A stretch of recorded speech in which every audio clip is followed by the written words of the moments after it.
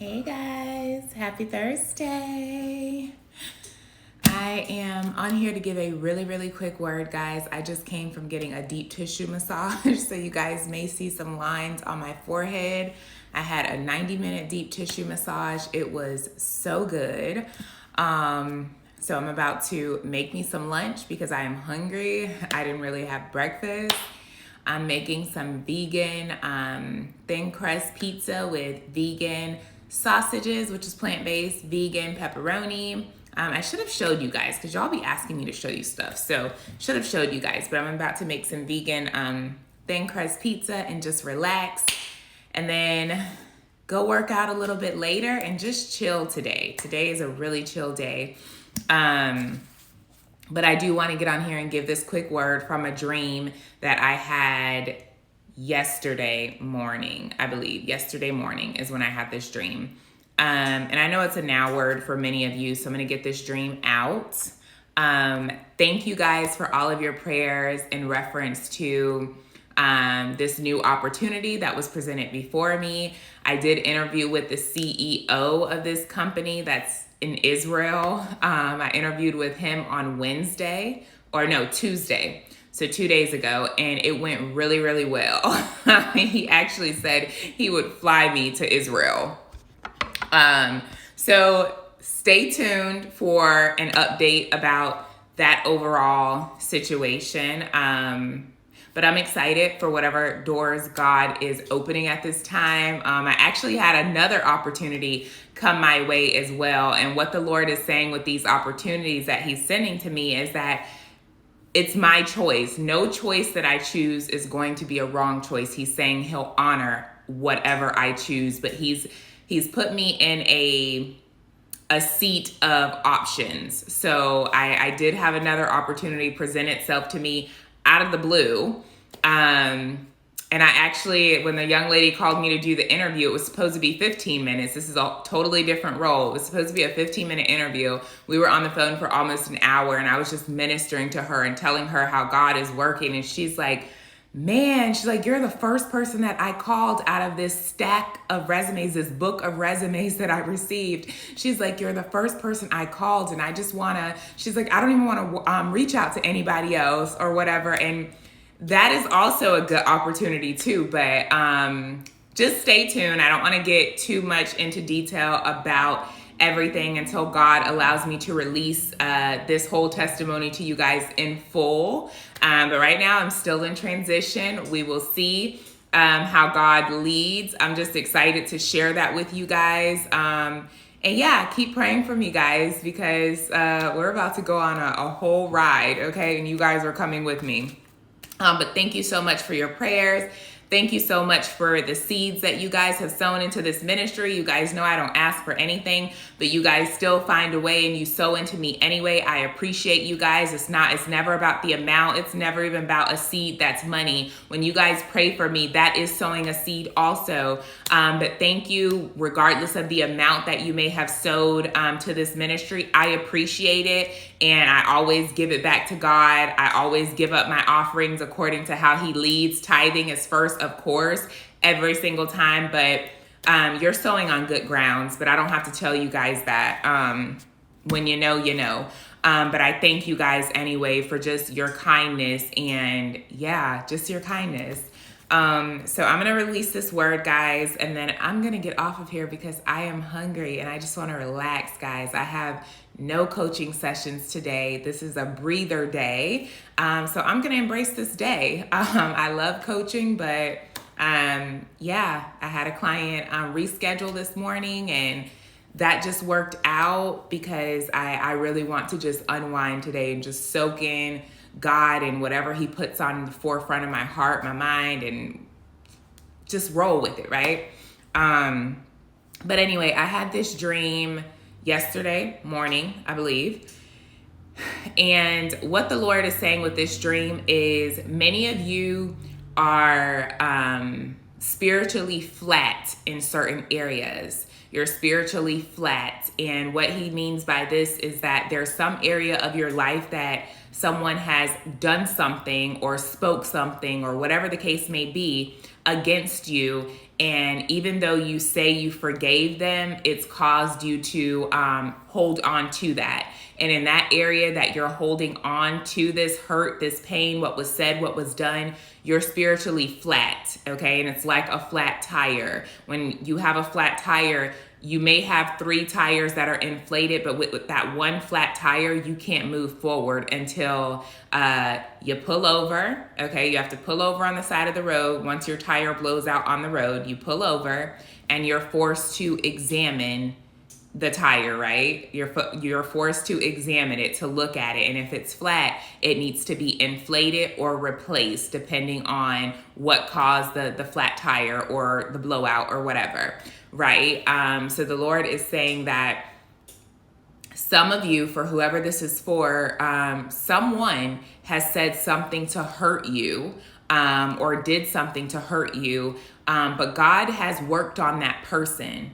Okay, and they're going to come back to apologize so that you're able to move forward. Okay, and it is your duty as a child of God to accept that apology. And for some of you guys, this person, I'm going to speak from a woman's perspective because that's how I saw it in the dream, and we'll get to the dream. But for some of you guys, this person that's coming back into your life that did you wrong, to where you have that spiritually flat space within you, they're coming back to apologize, but they're also coming back to unite with you. For many of you guys, this is your God-ordained spouse that he's sending back renewed. So you're going to have to forgive and just let God guide your heart in this hour. But for some of you guys, this person that's coming back is a person that God wants to reunite you with. If I'm saying that right, reunite. Yeah, because that's like a do-over of uniting. So he wants to reunite you guys for a romantic connection. And you have to be able to forgive this person when they come back and they say, I'm sorry. Why? Because it's our duty. If we don't forgive others, God does not forgive us. So you have to have a heart of forgiveness. Okay, so let's get into this dream before I go any further. And hey, Shannon, I know you're going to watch this word. You were actually in this dream, girlfriend. The Lord used you for your name, but Shannon's my client, guys, just FYI. The Lord used you for your name, Shannon, but it could be for you too. I don't know. You're going to have to sit with God. But in this dream, I was at a house, like my family's house, and my client in real life, Shannon, came over to the house, and she came to give me a love offering of some sort to sow into my ministry, a love offering. And as she's getting ready to leave, I asked her if she can take me home. And I had my nephew Isaiah and my nephew Malachi also with me. So I'm like, can you take 3 of us home, right? And she was like, yeah, sure. And I'm looking down, guys, because I wrote it too. So she says, yeah, she can take me home. So hold on, guys. Okay, so as we get into the car, we're driving, and one of her tires went flat, right? So she pulls over, and she's getting ready to call somebody for help, and this guy walks up to her that she knows, and he fixes the tire, right? He inflates the tire with air. And he starts trying to like talk to her, and he's being sweet, and he's kind of like being flirtatious with her, but it's really genuine. You can tell his flirting is sincere. And she didn't want to hear it. She was like, no, she's like, you lied on me about sleeping with you. You talked about me. She's like, no, I don't want to talk to you. Like, she was telling him like, I don't want to talk. And he tells her that he's like, I righted my wrongs and I'm really sorry. He was telling her he's sorry for what he did, and he's trying to right his wrongs, and that he really wants to get to know her. That is what this guy is saying. And I remember telling Shannon, like, you have to forgive him. I'm like, you have to forgive him. And that was the end of the dream. Okay. Now, what the Lord is showing with this dream, which majority of it is self-explanatory, but Shannon came to my house. I'm her coach in real life. She came to give me a love offering. Okay. In the love offering, I think in the dream, she was tithing into my ministry in some way, shape, or form. And I'm going to say it was for helping her, for coaching her, because I have coached Shannon when it comes to her purpose and pushing her into purpose. But this dream didn't have anything to do with her herself. God used Shannon for her name. Her name means ancient wisdom, as in old wisdom, right? The way before, God's way, the old way. Okay, so it means ancient wisdom. It means possessor of wisdom, and it means little wise one. Okay, so the meaning of Shannon's name is ancient wisdom. Anything ancient, it's old. It's the old way. Okay, ancient wisdom, possessor of wisdom, and little wise one is what her name means. Okay, and for this portion where God used her for her name and the meaning, he led me to Jeremiah 6 verses 16. And it says, "Thus says the Lord, stand in the ways and see, and ask for the old paths where the way is good, and walk in it. Then you will find rest for your souls." But they said, "We will not walk in it." Okay, I'm going to read this one more time. And I actually should have read it from a different version, because this version says, "Ask for the old paths." Other versions say, "Ask for the ancient paths." Okay, the way that is right is what it's referring to. The old way of doing things, God's way, his initial way of wisdom, right? Again, Shannon's name means ancient wisdom, which is the old way, the old way of wisdom, which is to follow God the way he created us to be, what wisdom initially stood for and still stands for. And again, Jeremiah 6 verse 16 says, "Thus says the Lord, stand in the ways and see, and ask for the old paths," or the ancient paths, where the good way is, and walk in it. Then you will find rest for your souls. But they say, "We will not walk in it." What the Lord was speaking of in this verse in Jeremiah 6:16 is ask for the wise way, the right way to go, which is God's way, right? And then in Job chapter 28, verse 28, so we have 28, and this is even significant. The number 28, one of the meanings of the number 28 stands for the times and seasons, okay? And we talked about this before, and I brought you guys to Ecclesiastes, which lists 28 different times and seasons under the sun, okay?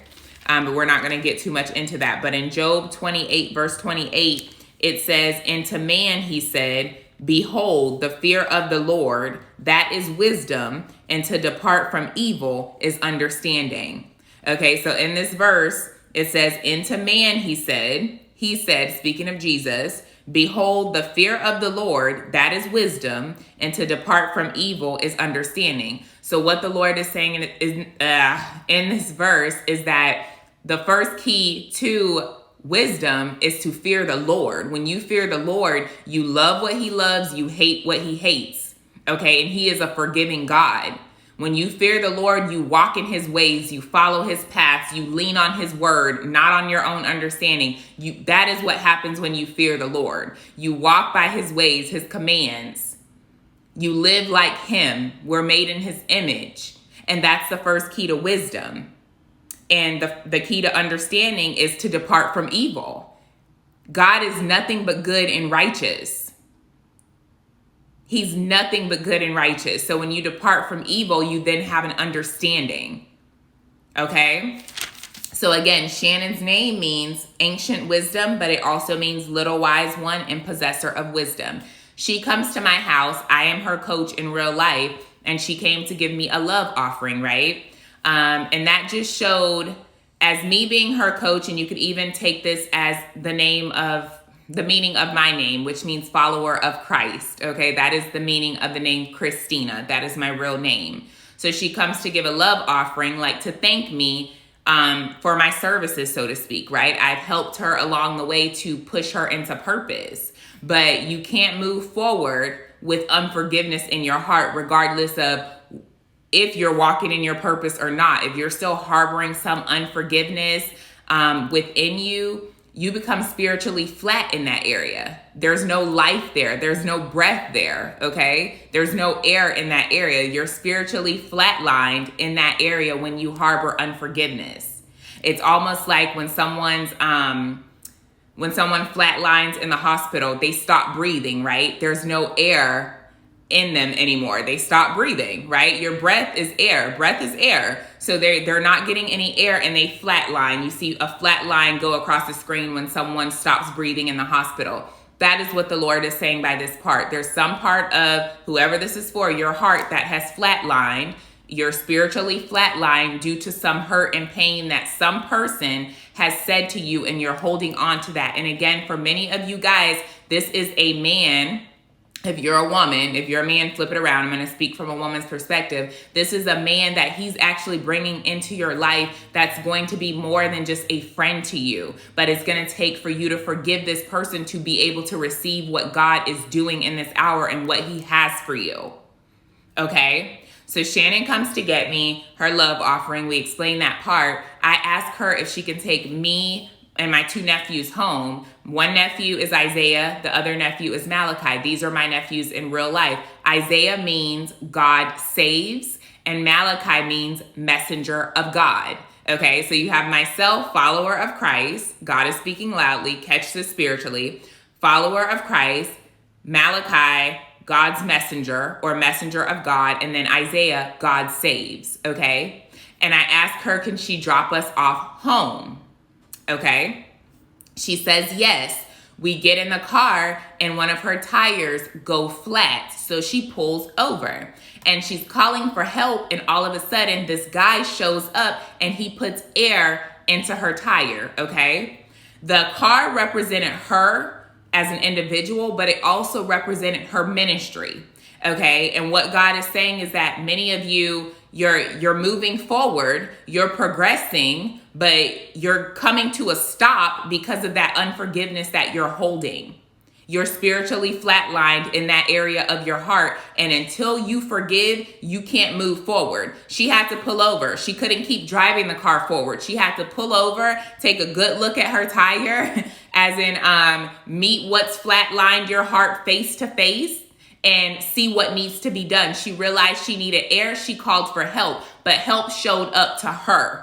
Okay, y'all better catch this word. Help showed up for her. And God is saying help is going to show up for you, for who this is for. But you're being forced to pull your ministry over, to pull your life over and tend to this space within your heart that has spiritually gone flat. It needs breath. It needs air. Okay, and this guy shows up and he puts air in the tire, okay? And I'm going to read, to back this part up, I'm going to read from Job 27, verse 3 and 4. It says, as long as my breath is in me and the breath of God in my nostrils, my lips will not speak wickedness, nor my tongue utter deceit. I'm going to read this one more time. As long as my breath is in me and the breath of God in my nostrils, my lips will not speak wickedness, nor my tongue utter deceit. This man showed up. He put air in the tire. He proceeds to flirt and talk to her, but she stops him and she's like, no, you told people I slept with you. She's like, you lied on me. You told them lies on me. And he's like, I've righted my wrongs. I'm sorry.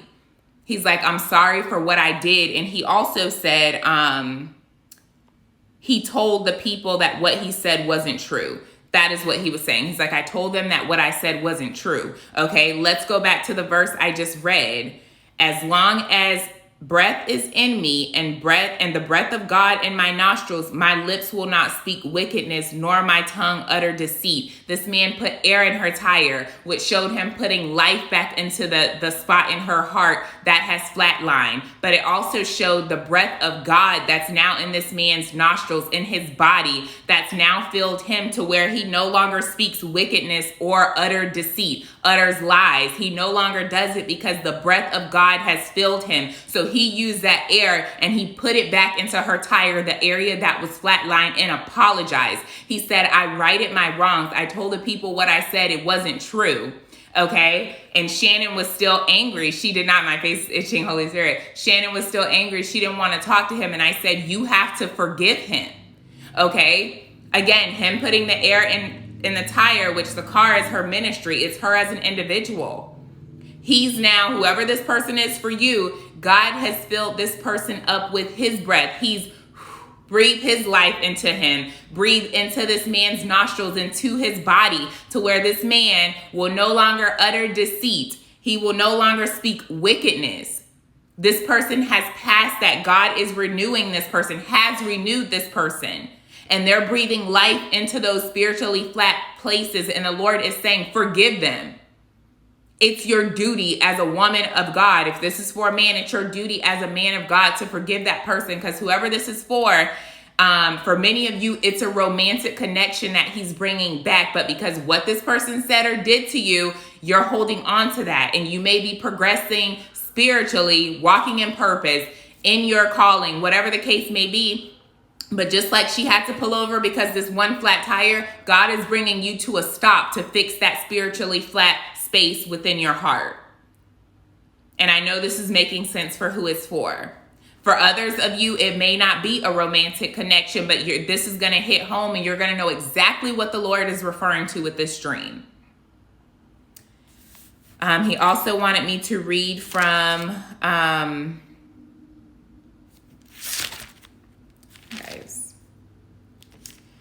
Job chapter 33, verse 4. It says, the Spirit of God has made me, and the breath of the Almighty gives me life. The Spirit of God has made me, and the breath of the Almighty gives me life. Again, God has breathed his breath of freshness, of renewedness, however you pronounce it, guys. When I'm hungry, I can't think straight. God has breathed new life into this person. Okay, they are not the same person. The air he put in the tire, air is breath. It's life.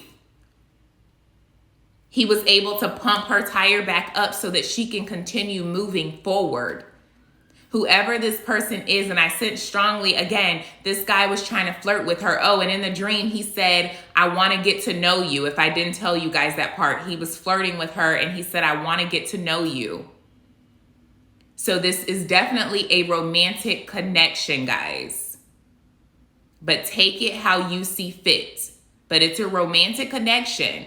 And you're going to be able to move forward in your journey because whoever this person is, this is the person, your God-ordained spouse that's coming back. And you're able to move forward in ministry when this person breathes the breath of life back into your heart. That spiritually flat place. And this ministry is now going to be with you and that person, you and that God-ordained spouse. So because this man put air into her tire, Shannon was able to drive forward. And again, Isaiah, my nephew, God saves. Malachi, messenger of God. Okay. God has saved this person. He's renewed this person. This person has a renewed mind. They're changed. Okay, so the Lord, he often will use Isaiah and Malachi when he's showing me he's changed a situation. Isaiah, God saves. Malachi, messenger of God. He tries to get the message across to me. And in this case, it was even with my name, follower of Christ. Shannon's going forward, right? She's going forward, but she had to pull over. Her tire went flat. It lost air. And this man came and he breathed breath back into her flat spiritual heart so that her ministry can continue to move forward. But again, for whoever this is for, your ministry is probably going to be with this person that God is sending back to you, but you have to forgive. Your heart can't keep flatlining. When we look at the screen, your heart needs to have those squiggly lines on it. When you're in a hospital and we know you're breathing and alive, it's squiggly hearts on the line, or not squiggly hearts, but squiggly lines on the screen. When you don't have breath in your body, it's a flat line. You're dead. God is saying, forgive this person so you can move forward, whoever this is for. But yeah, that's all I have for this word, guys. Take it if it's for you, leave it if it's not. But I love you. I'm trying to make sure I'm not missing anything. But yeah, in the dream, the young man said, I want to get to know you again. He said, I righted my wrongs. I told people that what I said wasn't true. And it's your job to forgive. I told Shannon, you have to forgive him. God says, take the ancient way, the wise way, his way. But I love y'all. Have a good rest of your day. Your girl is hungry. Yeah, be blessed, guys.